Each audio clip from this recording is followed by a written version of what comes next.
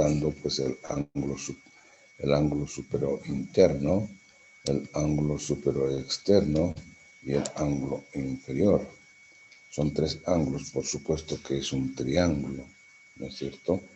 Entonces, o también se le llama a este el ángulo superior, el ángulo lateral y el ángulo inferior. La unión de estas tres caras o de estos tres bordes, ¿no es cierto? También podemos decir como hueso plano que tiene dos caras. Acá estamos observando la cara posterior, donde encontramos esta imagen, ¿no? Esta imagen que aquí está la parte adherente que se llama espina, y esto de acá se llamará cresta de la espina de la escápula, ¿no? Espina de la escápula.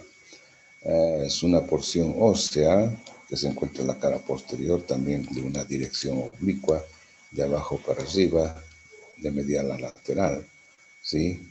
Es bastante, diríamos, amplia en su dirección y que al final lateralmente pues va a dar lugar a una especie de un dedo pulgar flexionado, que esto es el acromión,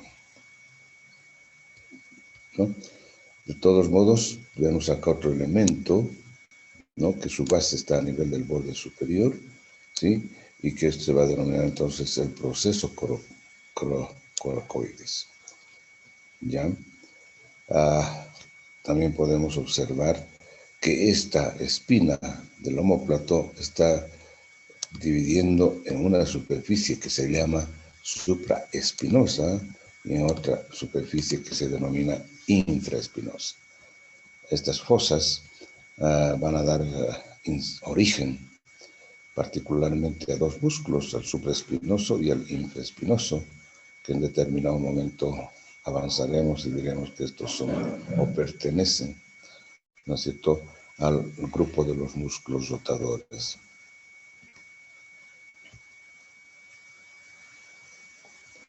Si vemos la misma escápula en una vista anterior, sí, estamos viendo que acá no existe esa cresta que habíamos dicho hace un momento, o la espina del omóplato, sino es un tanto excavada y más lisa. En este tanto de la posterior no es tan lisa como hemos visto porque prestan secciones. También esta cara, la cara anterior, ¿sí?, que se denomina fosa escapular, también es punto de origen del músculo subescapular. Eso es lo más importante de esta cara. En cuanto al borde superior, es el que detalla mucho más. En el borde superior vamos a encontrar esta cavidad, ¿no? Esta cavidad que se encuentra en esto que se denomina cabeza de la escápula. Y la cavidad se denomina cavidad glenoidea de la cabeza de la escápula. Esta cabeza está adherida al resto de la escápula a través de un estrechamiento que se denomina el cuello de la escápula. Ahí en el borde superior medial, ¿no? O en el borde lateral. Esa es la particularidad para la articulación que veremos después con la cabeza del número, o la articulación glenohumeral. Acá estamos observando ese proceso coracoides, que es a manera de un dedo flexionado, de un dedo pulgar, pues su base es casi en el mismo ángulo que hemos dicho, lateral, pero medial a la cabeza de la escápula. Y finalmente estamos observando nuevamente acá el acromión, que es otro proceso óseo que deriva de lo que sería la espina del omóplato y que se coloca por encima de lo que es la cavidad glenoidea, ¿no? Esa manera de una cubierta de techo de la cavidad glenoidea. Esta cavidad glenoidea tiene una excavación cóncava, ¿sí? Una superficie, como la ven acá, ligeramente que semeja a una gota de agua, dice. Otros indican que es más o menos ovoidea, ¿no? Con una pestaña un poco anterior, una pequeña, la cabeza del húmero es una parte de una esfera, no es una esfera, aún así no llega a recibir completamente a la cabeza del húmero, ¿no? Tiene una dirección, fíjense, ligeramente lateral, ligeramente superior y ligeramente hacia adelante. Más o menos así es la dirección de esta que es la cavidad glenoidea, muy importante por la articulación glenohumeral. Bien, acá estamos viendo una imagen en agua, el hueso que va a tener continuidad de la escápula, o pues otros autores indican que es una continuidad del esternón hacia la posis que sugiere, ¿no? El acromión, ¿no? Que se va a articular con el acromión. Bueno, dependiendo si va de medial a lateral o de la lateral a medial, pues va a tener la misma disposición, la misma estructura, eso no cambia, ¿no? Y acá tenemos la clavícula vista en sus dos caras. Esta sería la cara superior, y esta es la cara inferior, ¿no? También este hueso pertenece a la variedad y clase de los huesos largos. Y un hueso largo va a tener lo que sería el cuerpo, donde puse la S, va a tener una extremidad, en este caso la extremidad lateral, y luego la extremidad medial, ¿no es cierto? Si se ve la extremidad medial, ahí está, ¿no? O pues epífisis medial o proximal y esta epífisis distal. Si vemos, tiene una imagen de una S itálica, se dice una S alargada. Su cara superior es un tanto redondeada, no es tan plana. Y tendrían esos dos bordes, el borde posterior, el borde anterior, ¿no es cierto? Bastante amplio. La particularidad es que esta disposición de S nos va a dar un borde convexo, ¿no? En la parte medial, o dos tercios mediales, y un borde cóncavo en la parte lateral, hacia lo que sería la porción aplanada de esta clavícula. Bien, en la cara inferior de la clavícula se puede observar una tuberosidad bastante importante acá, para que son los ligamentos coracoclaviculares, ¿sí? Y que son de dos tipos, uno conoide, que es el más medial, y uno trapezoide, que es más lateral. También observamos el canal de la clavícula para fijar lo que sería el músculo subclavio, su músculo cortito que va de la primera costilla hacia lo que es la clavícula. Y finalmente otra rugosidad, ¿no? en la parte medial, en el tercio medial de esta clavícula, para recibir pues a un ligamento, ¿no? De la primera costilla hacia lo que sería la clavícula, clavicostal. Este ligamento es bastante fuerte, resistente para atraer hacia la costilla, hacia sí, y pues permitir lo menos posible el movimiento de la primera costilla. Sus extremos. El extremo medial es bastante amplio, se asemeja a una figura triangular, ¿no? Con una superficie bastante propia, ¿no? Que tiene una concavidad y tiene una convexidad al mismo tiempo para hacer una articulación celar, ¿no? Junto con el esternón. En cambio, acá la superficie de lo que sería el extremo lateral o el extremo acromial, entonces es una superficie bastante plana, ligeramente cóncava, para poder articular con lo que sería la superficie acromial o pues, clavicular del acromión.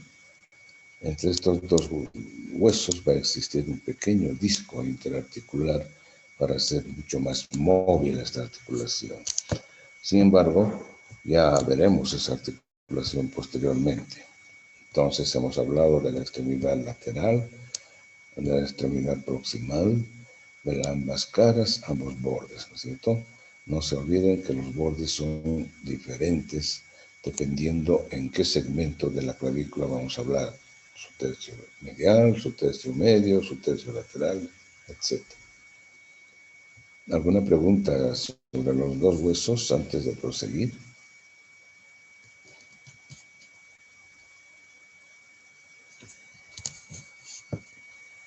No hay. Bien. Ahora veremos lo que sería el húmero. El siguiente hueso del miembro inferior después de la escápula, ¿no? Entonces estamos observando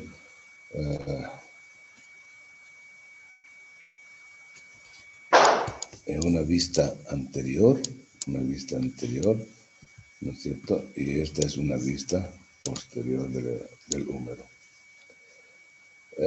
Como siempre, pues este hueso es un hueso largo, de toda la clasificación, su forma, va a presentar una diáfisis o cuerpo que es bastante largo, una epífisis proximal y una epífisis distal, ¿no? Entonces, esta es la disposición propia de un hueso largo. Bien, en cuanto a la epífisis proximal, vamos a indicar de que presenta la cabeza del húmero. Este elemento de la epífisis proximal pues está revestida de cartílago articular para realizar la articulación o participar en la articulación glenohumeral. Se dice que la dimensión de la cabeza del húmero es apenas un tercio de una esfera y que tiene una orientación hacia medial, hacia superior y ligeramente hacia posterior. O sea, tiene su dirección propia esta cabeza. Luego le continúa lo que sería una parte estrecha después de la cabeza, lo que se denomina el cuello anatómico del húmero. Cuello anatómico porque existe ligeramente posterior a nivel de la metáfisis. Metáfisis quiere decir el espacio entre epífisis y diáfisis, que acá también se menciona como el cuello quirúrgico del húmero, ¿no? Cuello quirúrgico. ¿Por qué se denomina el cuello quirúrgico? Porque pues, ocurre fracturas con bastante frecuencia, ¿no? Especialmente en gente mayor. En una pequeña caída puede tener una fractura a este nivel. Finalmente tenemos acá dos pequeñas eminencias, ¿sí? Esta la tuberosidad menor y esta la tuberosidad mayor del húmero, que están lateral a lo que es el cuello del húmero, ¿no? Entre estos elementos tubérculos existe un canal, ¿no? Es el canal intertubercular, también denominado canal bicipital, para alojar al tendón del bíceps, a la porción larga del tendón del bíceps, que va a atravesar, que va a discurrir por este canal intertubercular. A nivel del cuerpo, vamos a decir que pues generalmente tiene un hueso largo, tiene pues la forma de un prisma triangular, que significa que va a tener tres caras y tres bordes. Acá estaría la cara lateral, la cara medial y acá la cara posterior del húmero. Perdón. En la cara lateral del húmero vamos a ver una rugosidad, una forma de V, ¿sí? Que va a denominarse entonces la superficie de inserción del deltoides, ¿no es cierto? La V deltoidea. El deltoides que viene desde arriba, desde la clavícula, acromión, etcétera, etcétera, llega a insertarse en este espacio del húmero, ¿no? Y lo particular de esto, que En la cara posterior vemos esto, ahí está el agujero nutricio, y debajo de esta vez deltoidea encontramos como un canal, ¿no? Que se denomina el canal de torsión del húmero o el canal radial también. ¿Por qué canal radial? Porque este canal va a permitir el paso del nervio radial junto con la arteria humeral profunda. Y pues tiene vital importancia desde el punto de vista clínico, porque este nervio va bastante adherido a este cuerpo, muy junto, muy próximo, como decir, casi propiamente adherido al hueso. Claro que separa el periósteo del hueso, ¿no es cierto? Pero tiene una relación íntima y estrecha con este lugar del hueso húmero. Y si por acá ocurriese una fractura del húmero, pues las fracturas de estos huesos son como cuchillos y pues logran a veces lesionar al nervio radial y por tanto pues dejar sin funcionalidad a los músculos que van a ser inervados por este nervio.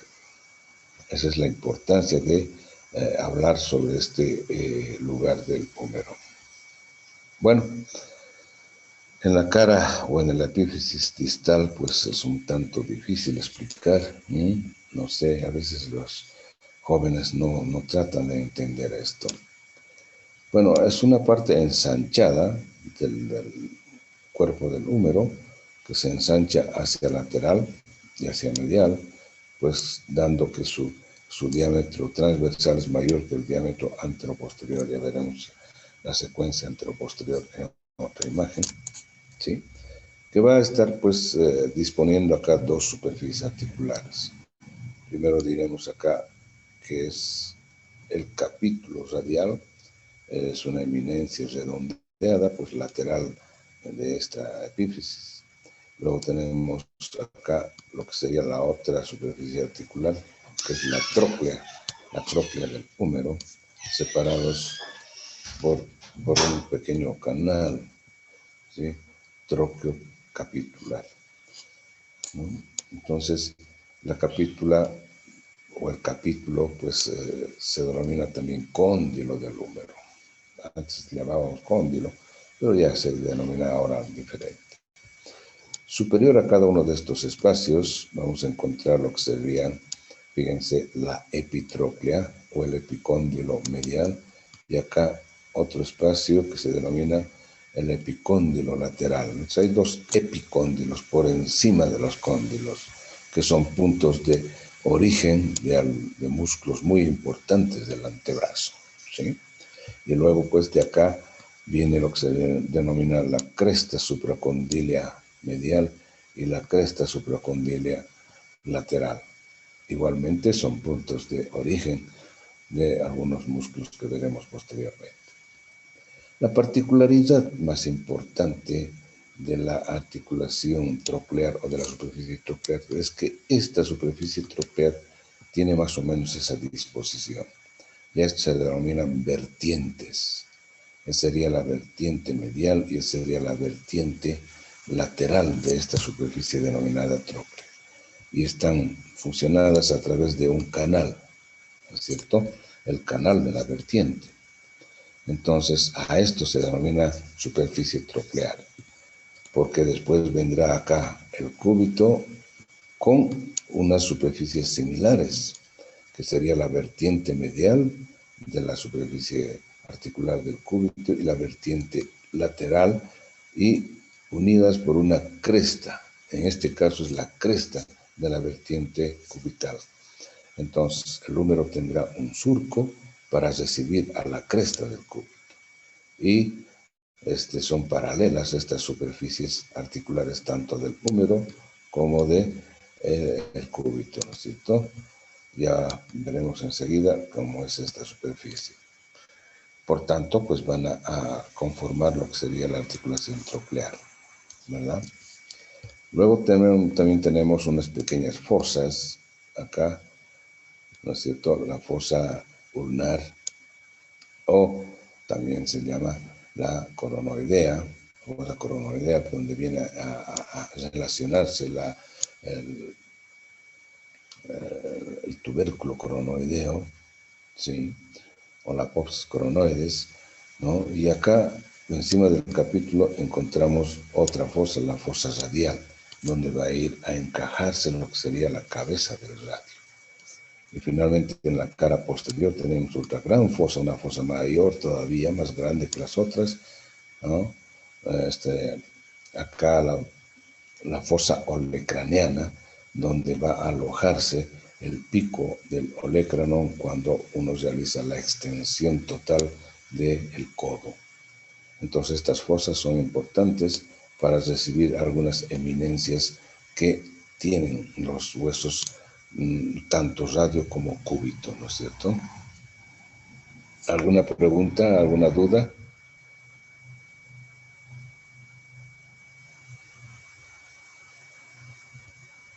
No hay. Bien, acá estamos viendo, observando al mismo húmero, pero en una visión medial y una visión lateral. Aquí estamos viendo pues, desde una visión medial y esta desde una visión lateral. Esta será la cara anterior del húmero y esta será la cara posterior del húmero, ¿no es cierto? Eso, todo esto. Y fíjense, lo que ocurre es que la cabeza tiene una pequeña disposición hacia posterior, lo que había dicho hace un momento. La cabeza se dirige hacia arriba, hacia medial y ligeramente hacia posterior, como unos 10-12 grados. La epífisis distal también tiene una particularidad. Si hacemos la prolongación del eje del cuerpo del húmero, así como esta raya está haciendo, y luego el eje de la epífisis, fíjense, tiene más o menos aproximadamente una angulación casi de 30 a 45 grados, que realiza la epífisis distal del húmero en relación a su eje del cuerpo. Y esto para que estos elementos articulares tengan una, como diríamos, un recorrido un poco hacia adelante, no prácticamente abajo, no se ubican, no se proyectan hacia distalmente, se proyectan hacia anterior con una disposición angular. Y esto pues para que los movimientos de flexión sean bastante amplios en relación a la extensión, ¿no es cierto?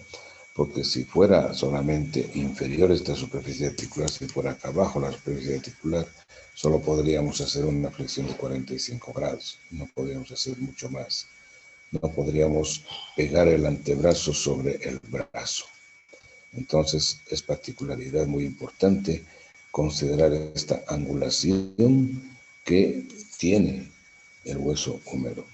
Y esta es una vista medial, ¿no? Acá estamos viendo su cresta medial, esta. Entonces habíamos dicho su cara posterior, cara medial, cara lateral, etcétera, etcétera.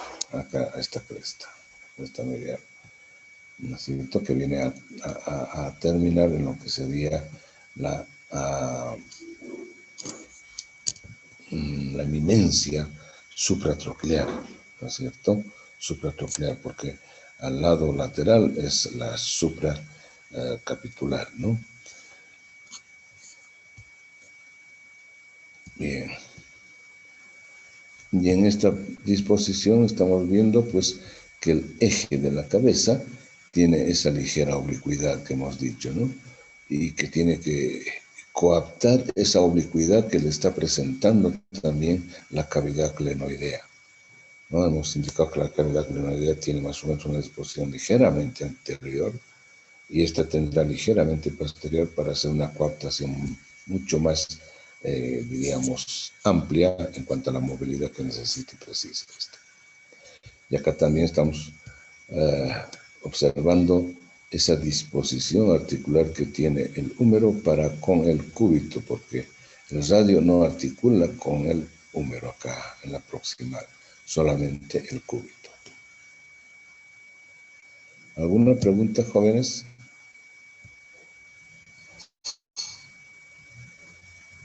No hay.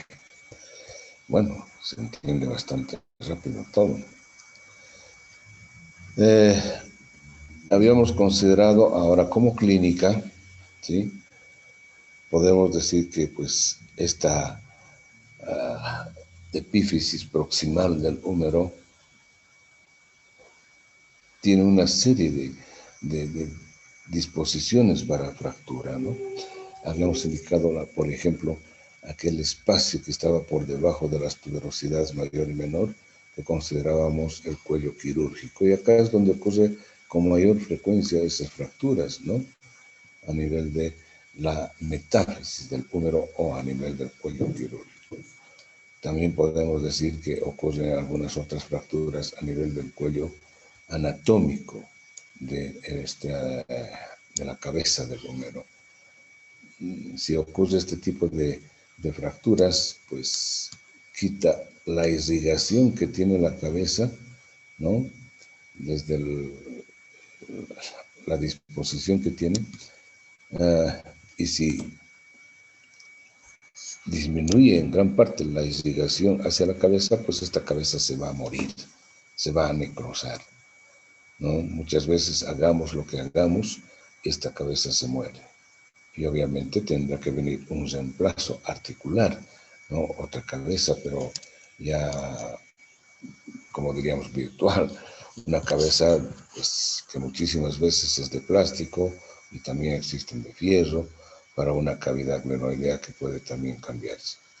O pues, hacer una reversión de la articulación. Disculpe un segundito. Ya. También vemos que la tuberosidad mayor puede sufrir alguna fractura por arrancamiento. No se olviden que acá en la tuberosidad mayor del húmero pues se van a insertar 3 músculos potentes, el supraespinoso, el redondo mayor, ¿no es cierto? Y en la tuberosidad menor pues se va a también insertar lo que sería el subescapular. Entonces estos músculos pueden realizar una fractura por arrancamiento de estas tuberosidades. Y acá otra fractura que es más o menos múltiple por el trazo que se ve, etcétera, pues son fracturas combinadas de acuerdo al mecanismo de caída o al mecanismo de producción de la fractura. Entonces podemos ver y encontrar una gran variedad de fracturas a nivel de la epífisis proximal.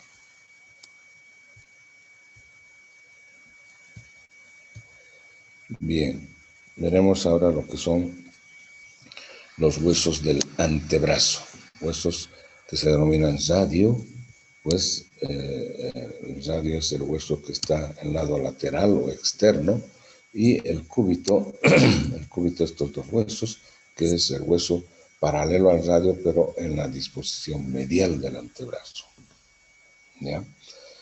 Como todo hueso largo, pues estos presentan también su epífisis proximal, ¿no? Y su epífisis distal, ¿no es cierto? Bien. La epífisis proximal, por ejemplo, del radio, tiene pues la presencia de lo que se denomina la cabeza del radio, ¿no?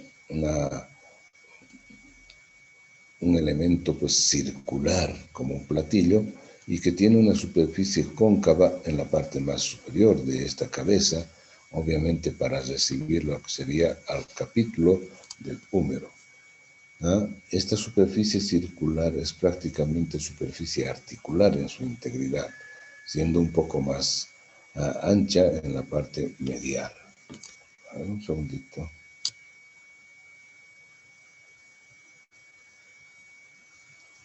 Una llamada urgente. Me permite un minuto.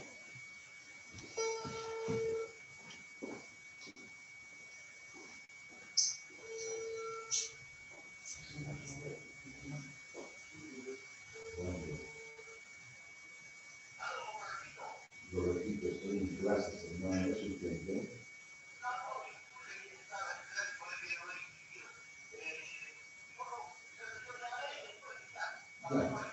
Ya, gracias.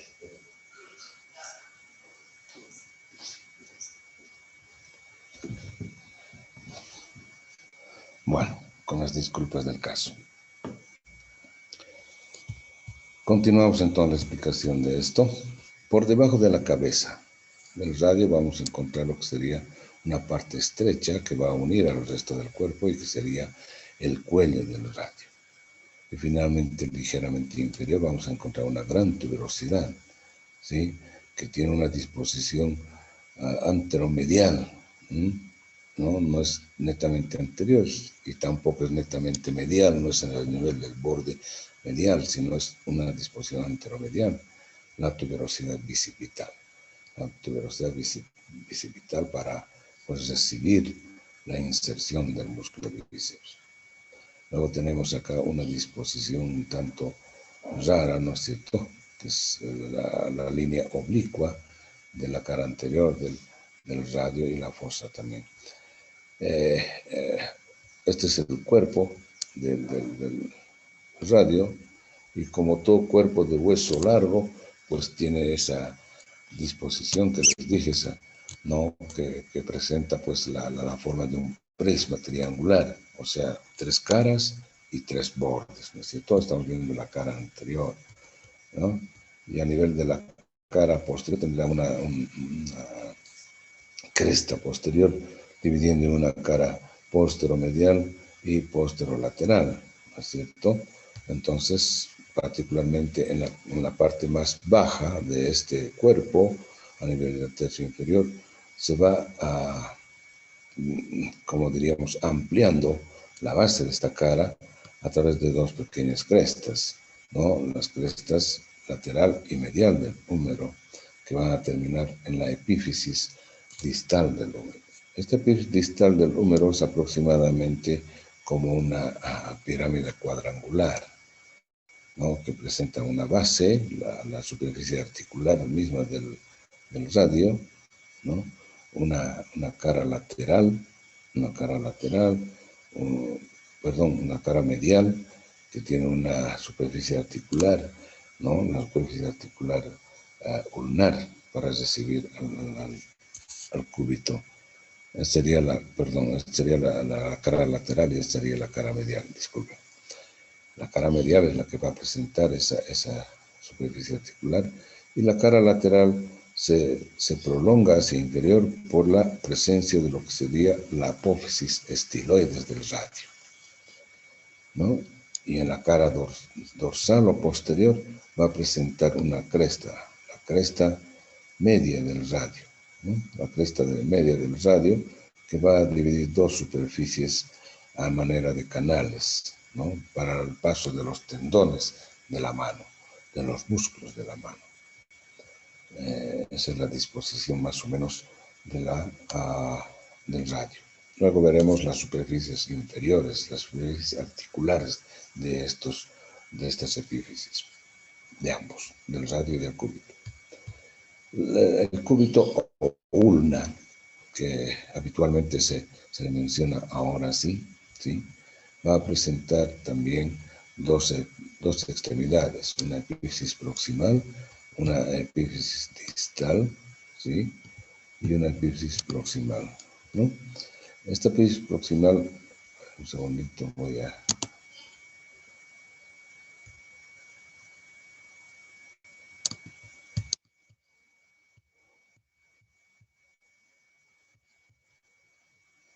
Ok.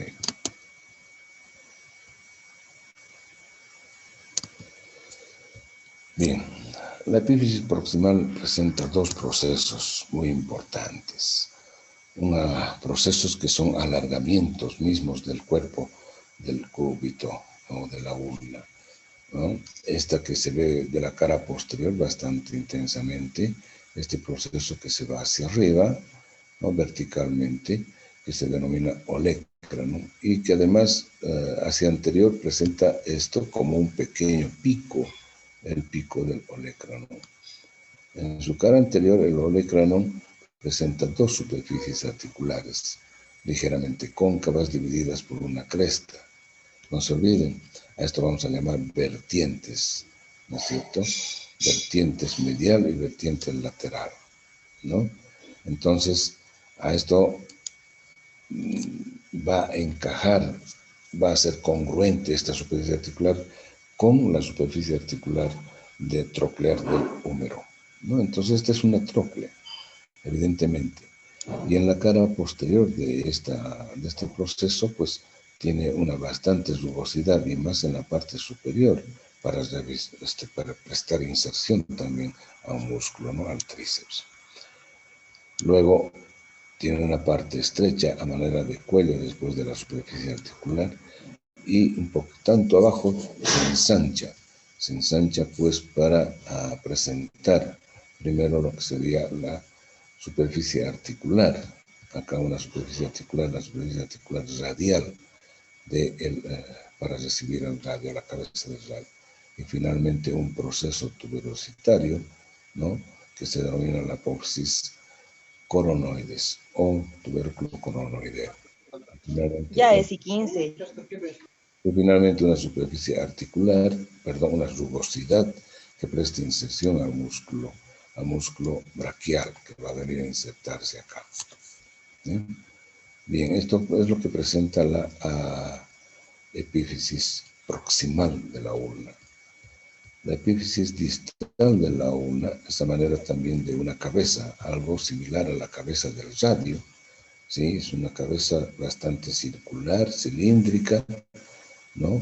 Que presenta en toda su circunferencia pues una superficie articular, ¿no? Más precisamente en la parte externa de esta superficie articular para coaptar con la cavidad articular que presenta el radio, que será la cavidad ulnar. Pero además también presenta bien una visión posterior, miren, ¿no? Lo que se denomina pues el proceso estiloideo de la ulna. Este proceso estiloideo es muy parecido al proceso estiloideo del radio, pero es más pequeño y más cilíndrico que el del radio. Estamos viendo en la cara posterior una gran cresta, ¿no? En esta visión posterior, una cresta que va dividida en dos caras, ¿no es cierto? Una cara lateral y una cara medial del cúbito, ¿no?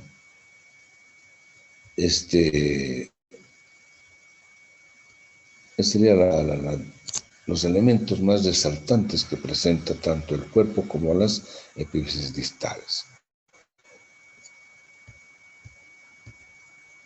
Bien, acá un poco detallando lo que serían las superficies articulares tanto de radio como de ulna, ¿no es cierto? Acá estamos viendo, por ejemplo, la cabeza del radio, ¿no es cierto? Y la cavidad que tiene esta cabeza, una superficie cóncava para recibir al capítulo del húmero.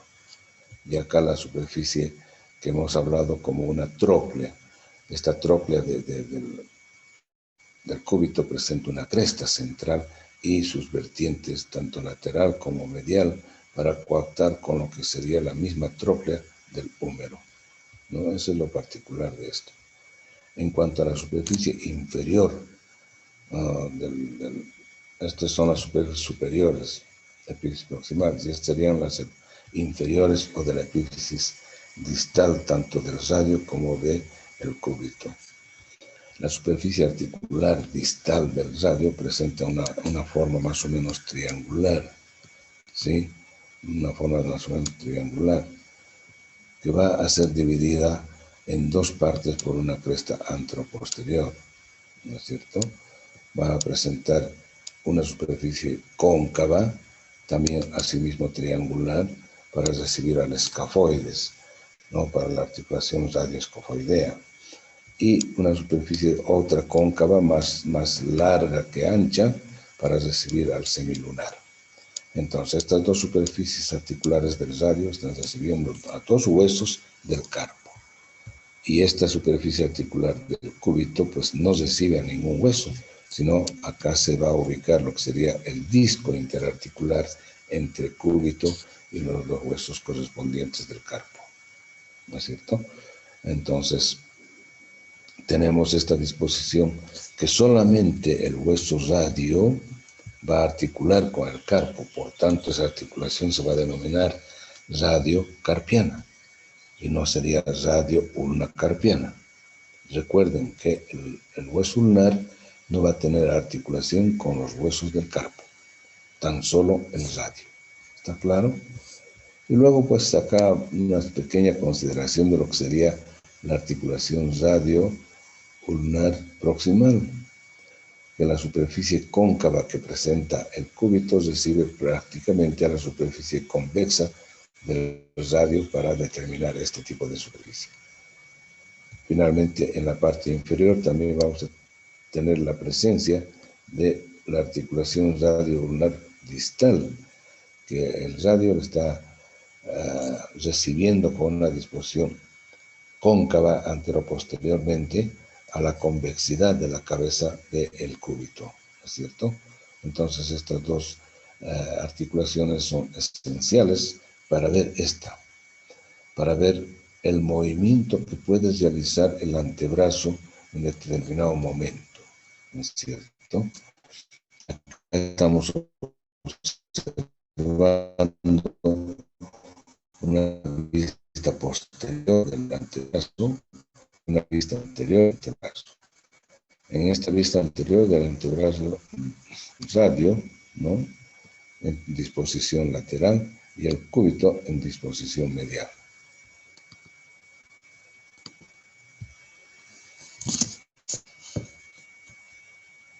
¿Me escuchan bien, Irineo? Jóvenes. Hola, hola. Sí, doctor, se le escucha.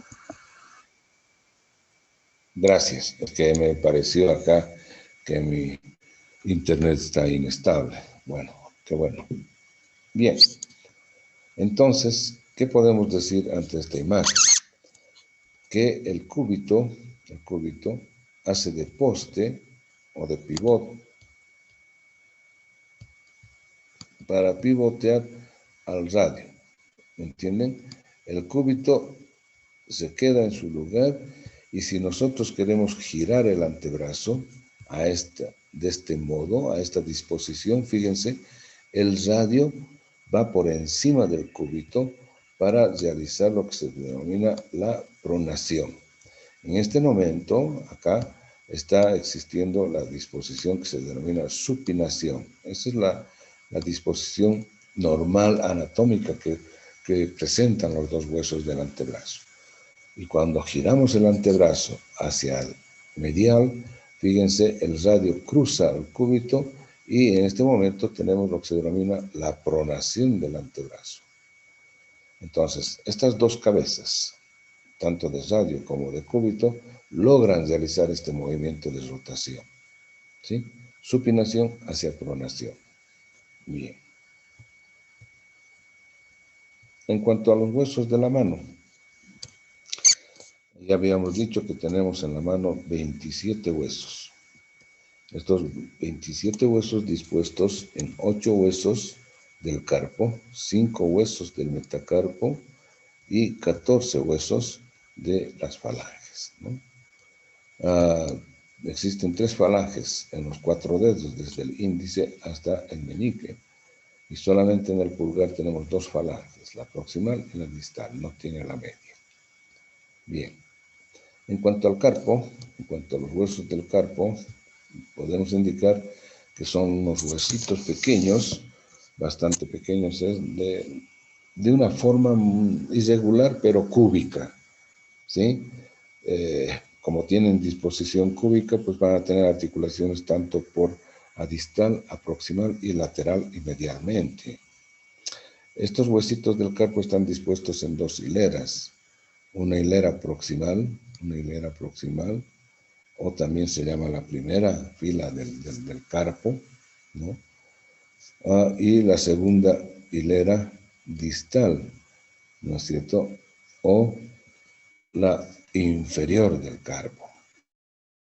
En este momento estamos viendo la mano al revés, una mano con la disposición hacia arriba de los dedos. Entonces, igual tenemos que decir de la misma forma la hilera proximal o la primera, hilera distal o la segunda hilera. En la hilera proximal tenemos 4 huesos. Acá estamos viendo en la parte, en la visión dorsal, tenemos al escafoides, al semilunar, al piramidal. ¿no es cierto? Y sobre el piramidal, disculpen, y sobre el piramidal, acá estaría el escafoides, el semilunar, el piramidal, y sobre el piramidal tenemos una pequeña imagen de lenteja de un huesito muy pequeño que se va a denominar pisiforme. Luego tenemos en la vista posterior aquel huesillo que articula con el primer metacarpiano, que se llama trapecio, ¿sí? Luego le continúa el otro que articula con el segundo, el trapezoide, el grande y el ganchoso, ¿no es cierto? Entonces acá el trapecio, el trapezoide, el grande, pues es el más grande, y el hueso ganchoso, que tiene un gancho acá a manera de una lengüeta ósea o tuberosidad que va hacia medial, haciendo un pequeño canal a su inferior. Estos serían los 4 huesos de la primera fila y los 4 huesos de la segunda fila, siempre mencionando del lateral hacia medial, ¿de acuerdo? Y acá, del lateral hacia medial, no al revés, no se confundan, ¿sí? Y acá, tratando de observar las 2 filas, ¿no es cierto?, la proximal y la distal. Acá estamos observando, por ejemplo, el escafoides, haciendo una articulación bastante amplia con el radio, el semilunar, haciendo una articulación con el radio, pero no así con el cúbito, porque ahí se ubica lo que sería el disco interarticular y acá el piramidal. Y luego en la cara anterior estaría el pisiforme, ¿no? Acá el piramidal. En la segunda hilera, acá tendríamos el trapecio, el trapezoide, que es un hueso más pequeño que esto, pero como una imagen de una pirámide, digamos, y el grande y el ganchoso, ¿cierto? Una visión de la parte dorsal de la mano, estamos viendo desde el dorso de la mano. Cada una de estas va a tener pues una cara anterior, una cara posterior, una cara lateral, una cara medial, una cara superior y una cara inferior. Esta, por ejemplo, estamos viendo la cara superior, ¿cierto? Y la cara inferior estará en contacto con estos 2 huesos, con el trapecio y con el trapezoide, ¿no? El grande, por ejemplo, va a articular con todos los huesos que vemos acá, primero con el tercer metacarpiano, va a articular con el trapezoide, con el ganchoso, con el escafoide y también con el semilunar. Es un hueso amplio en cuanto a articulaciones se refiere. Bien. Los metacarpianos. Acá estamos observando los metacarpianos, ¿sí?, de una manera diferente, un tanto flexionada la mano hacia anterior, pero los metacarpianos, nuevamente los huesos del carpo, otra visión. Acá estamos observando lo que sería el radio para poder recibir a estos huesos del carpo para determinar la articulación radiocarpiana, ¿no?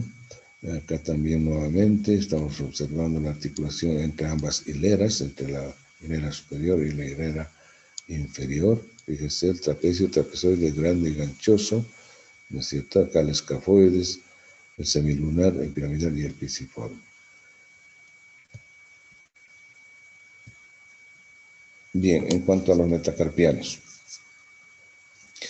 Los metacarpianos y las falanges, ¿no? Bueno, hablando de las falanges proximales, ¿no es cierto?, la falange media y la falange distal, las falanges y los 5 metacarpianos.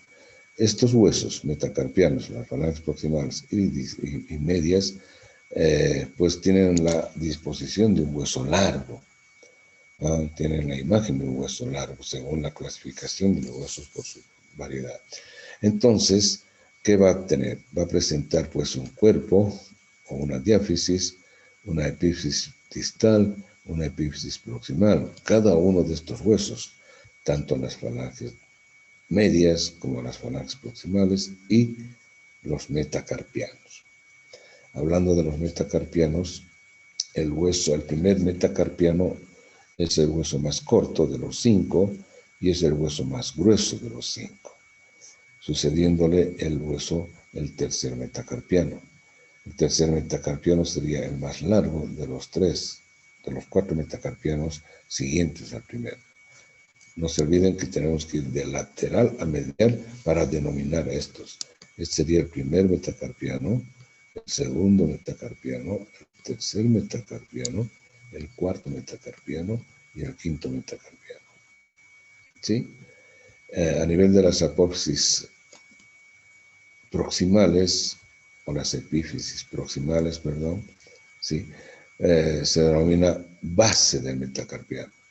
Es una amplia base articular, por supuesto, que asemeja a la manera de un pequeño triángulo. Y a nivel superior o inferior, en este caso, pues inferior, sería la cabeza de los metacarpianos. Una cabeza, pues un tanto ovoidea, ¿no?, para recibir a la base de la falange proximal. Luego tenemos el cuerpo de una manera triangular, prismática triangular, y también tenemos la cabeza de las falanges proximales.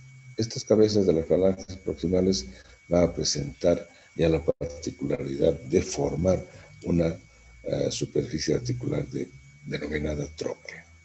O sea que va a tener un canal y 2 vertientes ligeramente oblicuas, como la base del metacarpiano medio, de la falange media, va a tener también una cresta y 2 superficies articulares a manera de una tróclea, ¿sí? Porque van a ser trocleares. Y estas, las superficies articulares de las falanges, de los metacarpianos, van a hacer una cabeza, ¿no?, asemejar a una cabeza o una esfera para recibir a la base de las falanges proximales. Y van a tener una variedad articular de las condilias. En cuanto a lo que sería, por ejemplo, la base del primer metacarpiano, tiene una superficie un tanto diferente a la base del segundo, tercero, cuarto y quinto metacarpiano.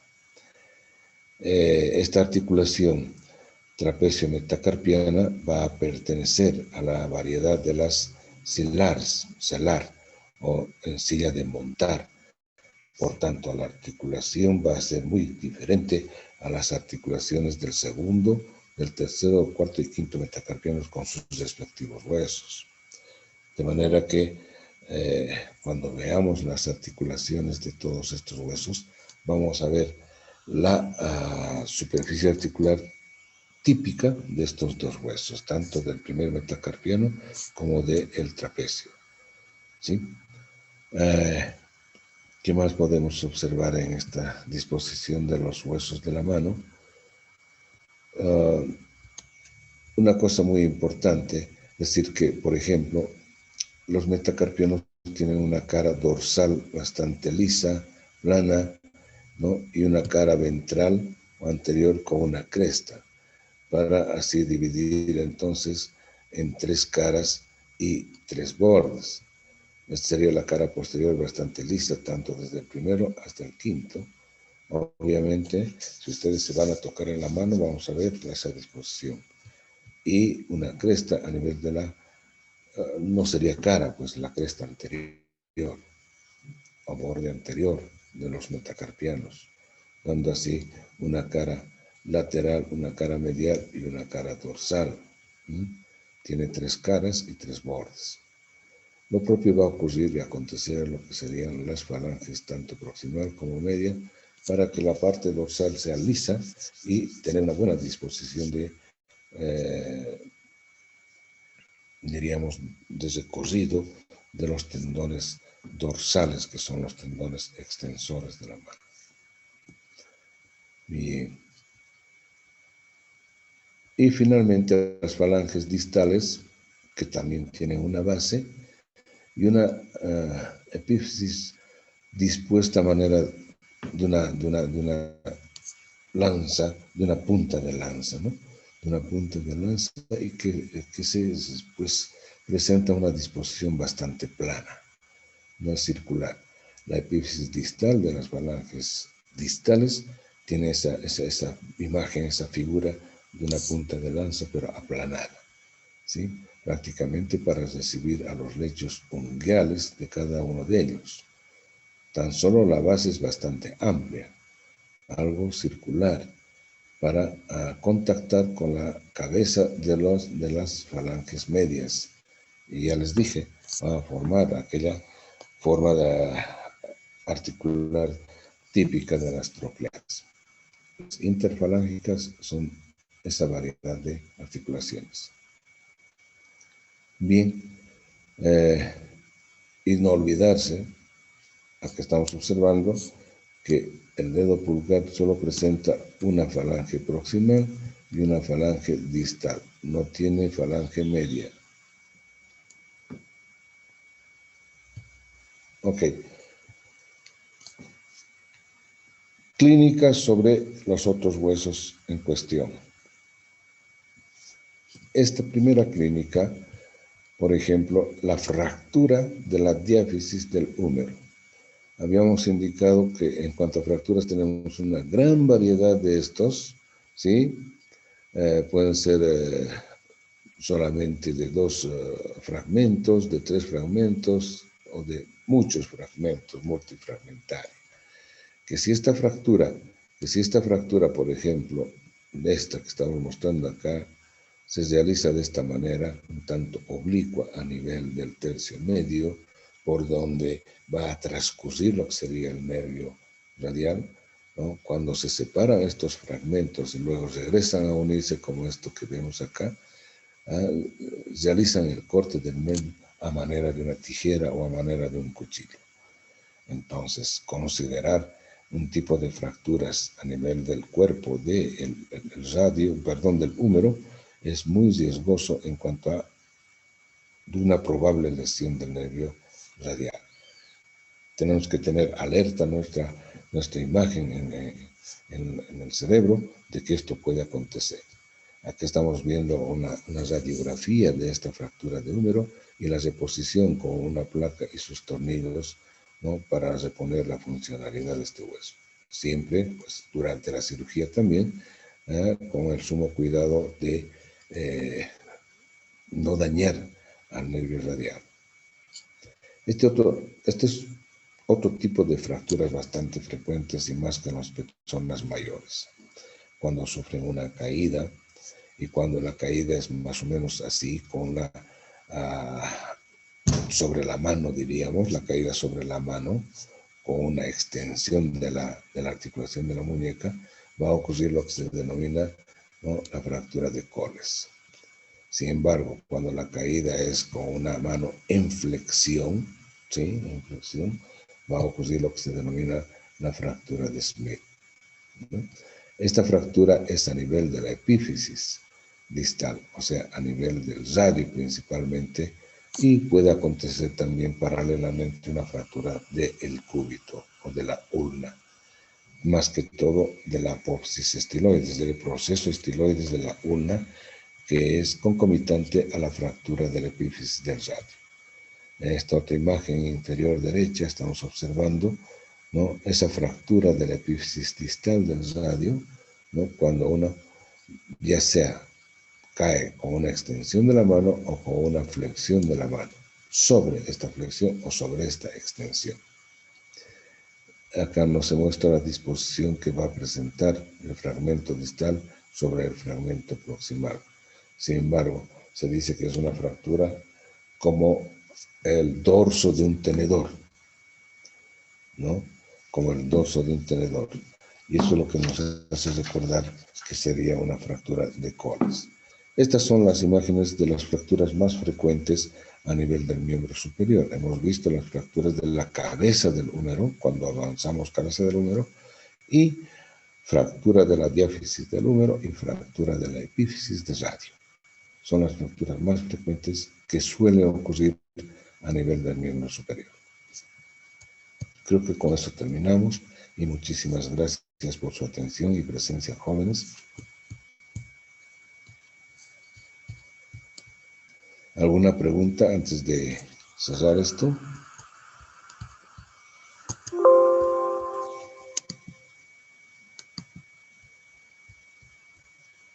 ¿No hay preguntas, jóvenes?